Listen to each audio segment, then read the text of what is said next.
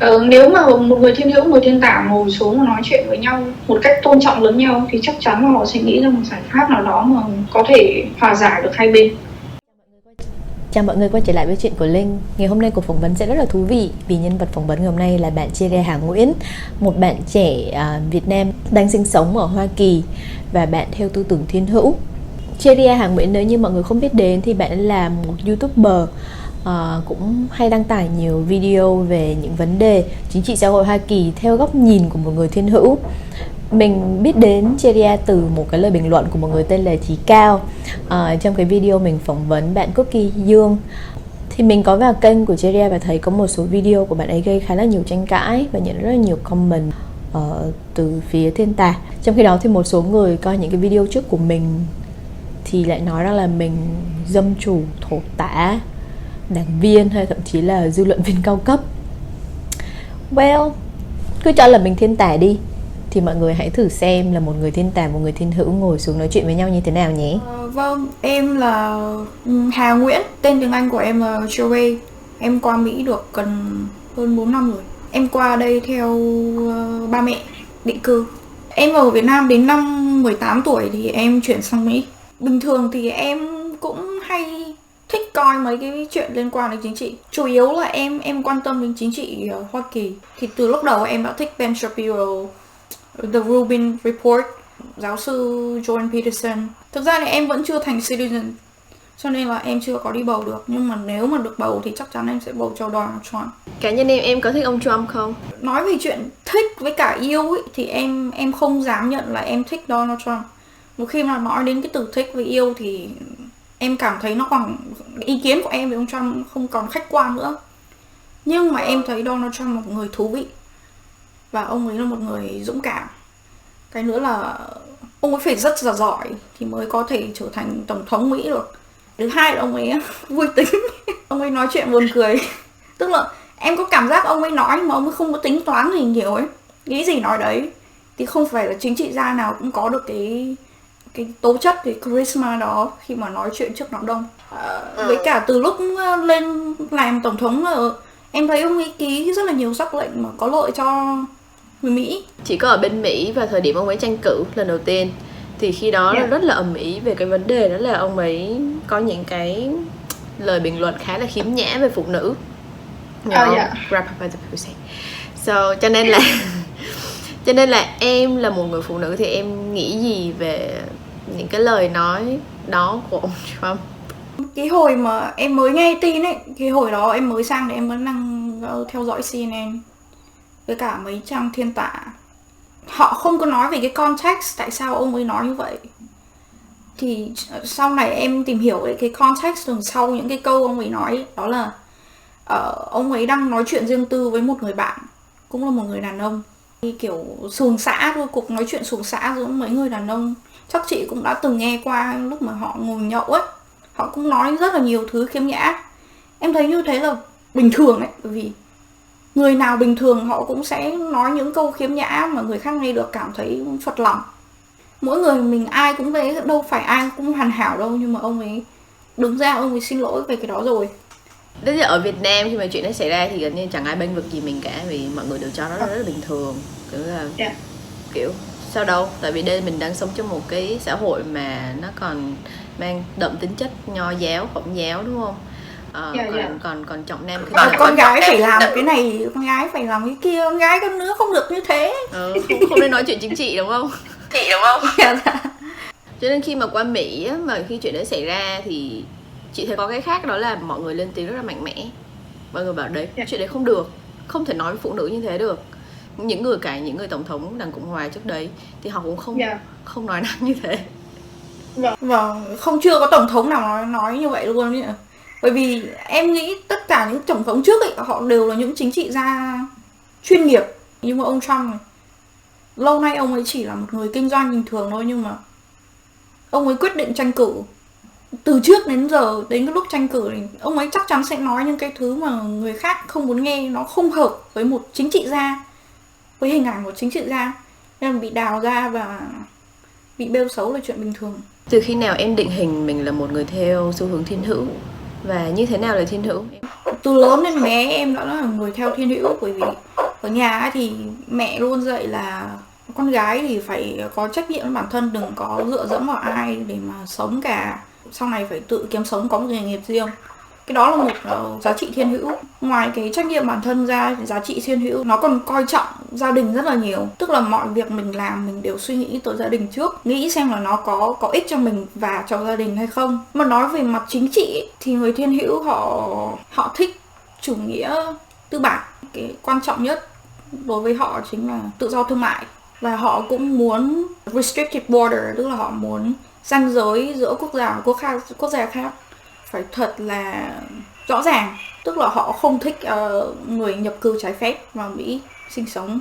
Nhập cư trái phép thôi chứ không phải là người nhập cư nói chung. Em không nghĩ là tất cả những người thiên tả họ chống lại capitalism hay là tự do thương mại.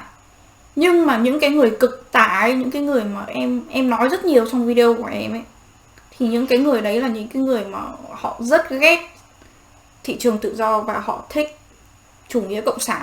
Em nghĩ cái lượng người theo thiên tả, người Việt theo thiên tả, thiên hữu nó ngang nhau.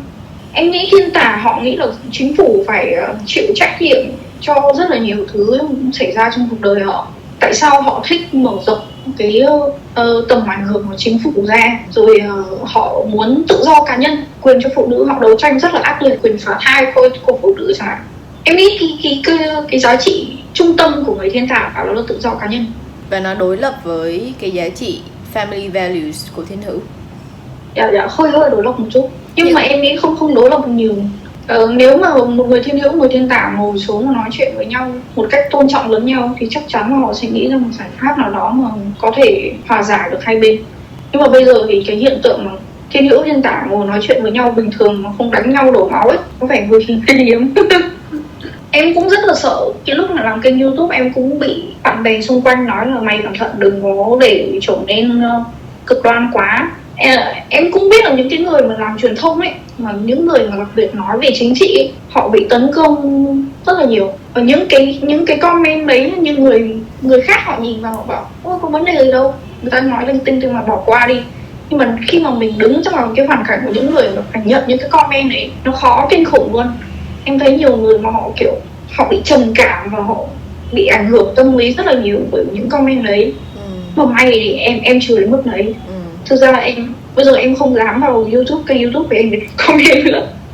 Em có làm một cái video riêng về cái bạn ấy là người thiên tả. Thì bạn ấy chửi em là người phân biệt chủng tộc, racist. Bạn ấy bảo em là người thiếu giáo dục, ngu si. Đấy, nói chung là những cái từ nào xúc phạm mà bạn ấy dùng hết cho em.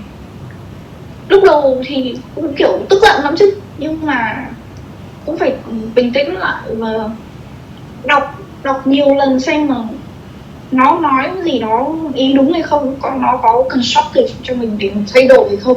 Nhưng mà em cũng cố gắng nếu mà được thì rút ra kinh nghiệm gì đó để sau này sửa đổi. Nhưng mà nói chung là cả ngày mà ngồi đọc comment xấu ý thì không là chắc vào bệnh viện tâm thần luôn quá, chịu không nổi. Oh, I feel you girl, I feel you. Completely. Cái video Black Lives Matter ấy, mà em bị chửi nhiều nhất ấy, thì em nghĩ cái đó là hậu quả của em rồi. Bởi vì trong video em có một câu em chửi những người cực tả ấy. Em thực sự em rất ghét những người cực tả. Em chửi những người cực tả là họ ignorant. Thì em nghĩ ok, my bad, that's why I got all these mean comments. Nên là sau này sẽ không nói những cái câu như vậy nữa, nhưng mà chắc chắn vẫn sẽ phê bình nhóm người đó, nhóm người cực tả.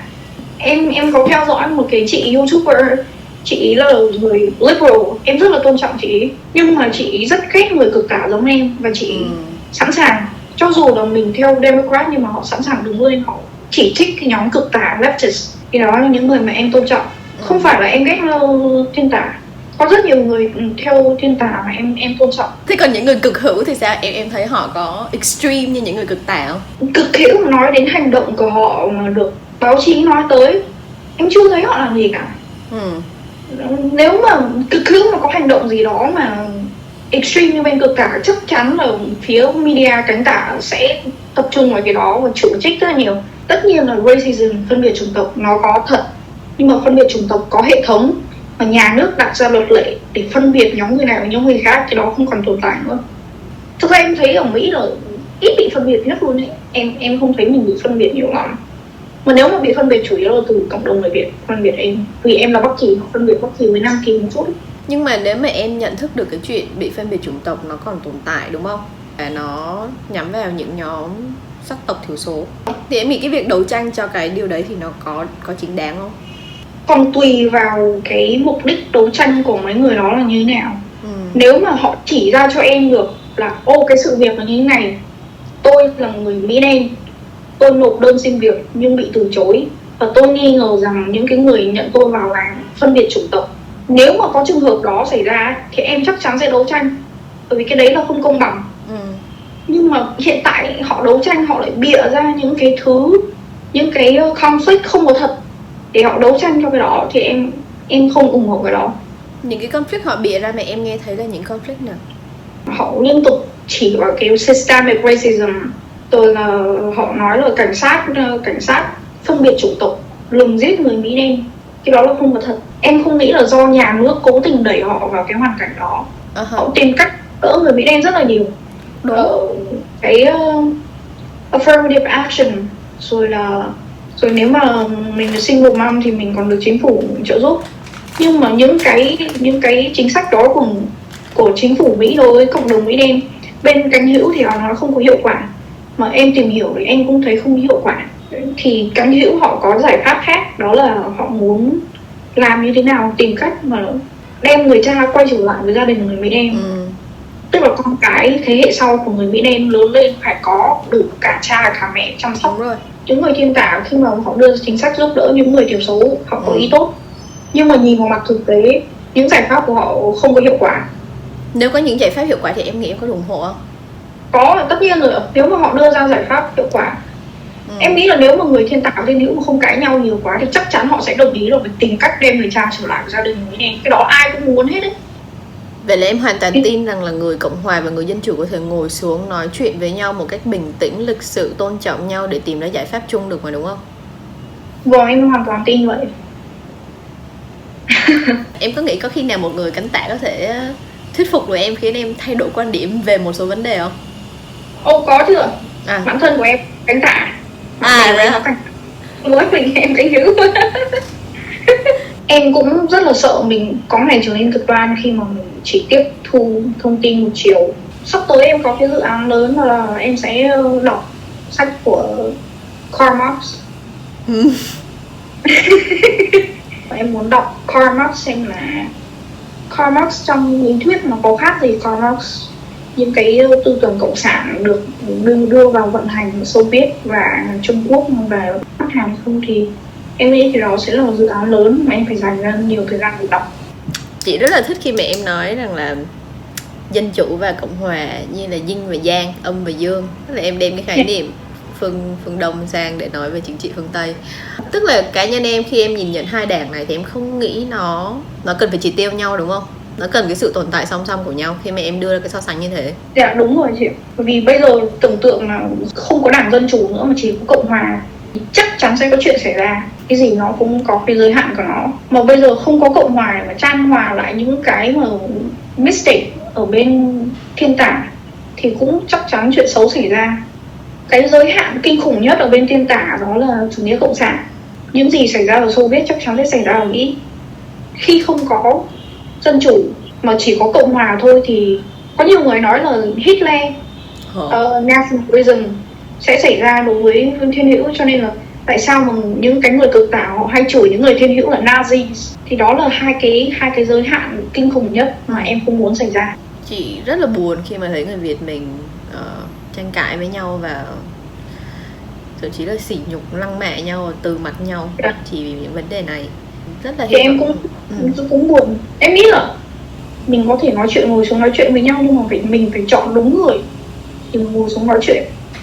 Tức là hai bên phải có tính cởi mở thì nó mới ngồi xuống để mà nói chuyện được.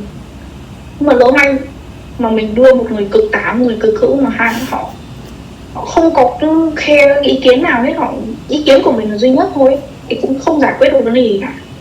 Thật ra sau khi nói chuyện với Cheria thì mình thấy khá là vui quả thực là như thế. Mình nói luôn là thực ra mình tự nhận mình là independent, tức là phe trung dung trên phổ chính trị của Hoa Kỳ. Điều này thật ra rất là phù hợp, bởi vì công việc của mình là làm báo nên cũng đòi hỏi cái sự trung lập và khách quan rất là lớn. Tuy nhiên điều đó thì không có nghĩa rằng mình ủng hộ cả hai phe tả và hữu, hay là mình không ủng hộ cả hai phe. Ngược lại thì mình ủng hộ lắng nghe về quan điểm của cả hai bên, nhất là những người có thiện chí trao đổi và muốn tìm ra giải pháp và sự đồng thuận. Thời gian qua thì mọi người cũng nhận thấy đấy là người Việt chúng ta cũng không thể ngồi xuống nói chuyện với nhau một cách thoải mái, thẳng thắn và tôn trọng với nhau nữa. Cho nên là mình hy vọng cái video này của mình với Cheria nó có thể giúp mọi người có một cách tiếp cận khác khi mà trò chuyện với những người đối lập với mình.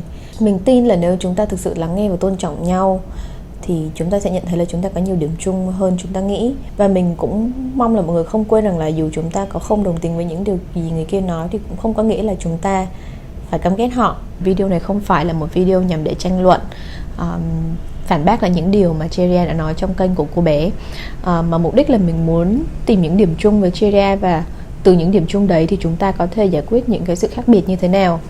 Và mọi người nghĩ sao về những bình luận và chia sẻ của Cheria? Mọi người hãy cho mình biết trong phần bình luận nhé. Và xin nhớ rằng là hãy bình luận một cách tôn trọng, lịch sự và có tính xây dựng. Được không thì Linh sẽ xóa đấy. Bye.